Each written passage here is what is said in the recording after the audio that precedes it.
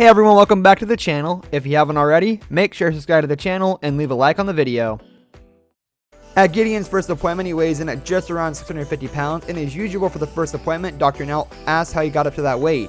Gideon explains that he's had bad eating habits for his entire life, and when asked for specifics, he lists off what he eats during a typical day.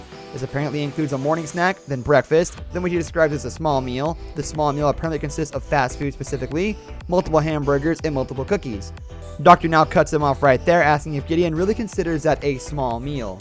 I definitely don't eat healthy.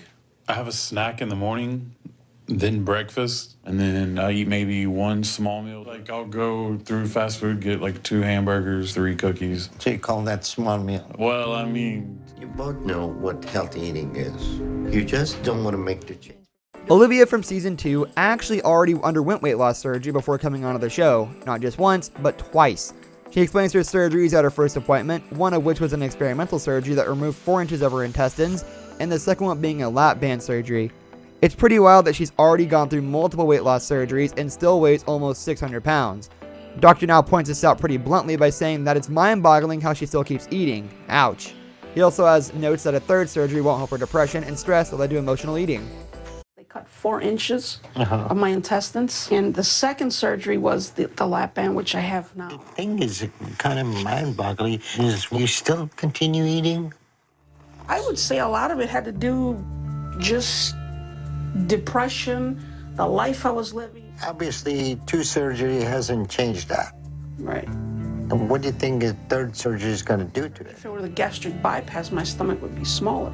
A small stomach is not going to keep you from... At June's second appointment, she's hoping that she met her goal, so that she can get her surgery. She only needed to lose 5 pounds, which is a tiny amount to lose at her size, but June admits that she did cheat on the last month, and it definitely shows up on the scale. She actually gained 20 pounds back since she was discharged from the hospital. When the time comes to confess and explain herself to Dr. Now, June tells him it's fluid, something we've heard from patients many times in the past. And Dr. Now responds by blatantly telling her it's not water and that it's fat, and that she just gained weight because she didn't do what she was supposed to do. He also deconstructs her unwilling attitude, clearly not believing a word that she says, since she has taken zero action to change. And I see that unwillingness to change.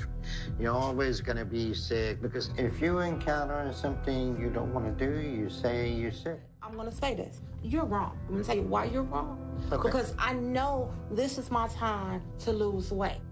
The mental attitude that I see in you, that you are not letting your diseases go away, is bothering me. I'm going to be honest. I don't agree with you where I'm holding on to a disease. No, baby. I will not agree with you with that. Your walker is a good example. You don't need the walker. You want the walker. If you're serious about being active, this would be... During Tara's second appointment with Dr. Now, she says she feels like she lost weight, and she has lost 16 pounds in the last month. The recent loss brings her below 600, but doesn't bring her to her goal.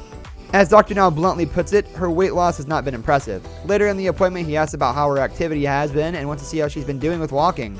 Tara demonstrates how she walks, obviously still struggling with her mobility, and Dr. Now notes that it must be hard to move all of that 500 pounds she's carrying. Good morning. I'm nervous, but I'm excited to see the results.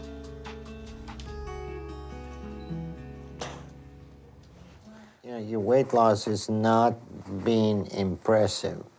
So I think you can do better. It's kind of hard to move all the 500 pounds, huh? There's this, all this right here that hangs. Let me see how much it hangs. That's all the time we have for today's video, guys. Thank you so much for watching, and we will see y'all next time.